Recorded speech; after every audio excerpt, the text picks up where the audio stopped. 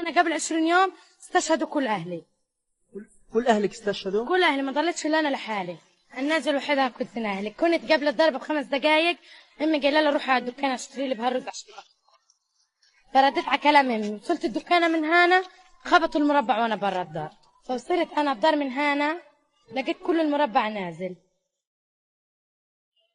فيعني انصدمت. صرت أنا أقول لهم فيش حد قال. صاروا يقولوا لي الناس مين في الدار استشهد لك؟ صرت أقول لهم ولا حد في الدار غير أمي.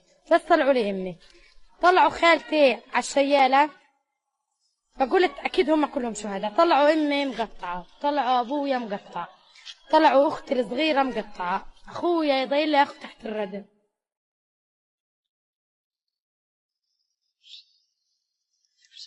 وش أقول لك كمان أكتر من هيك؟ حبيتهم أصلا كمان يوقفوا لنا الحرب. الناس مش قادرة تتحمل أكتر من هيك تعيش. ذهب الرجال فلا أرى لرجال أمتنا أثر، أين الذين بذكرهم تحيا القلوب وتزدهر؟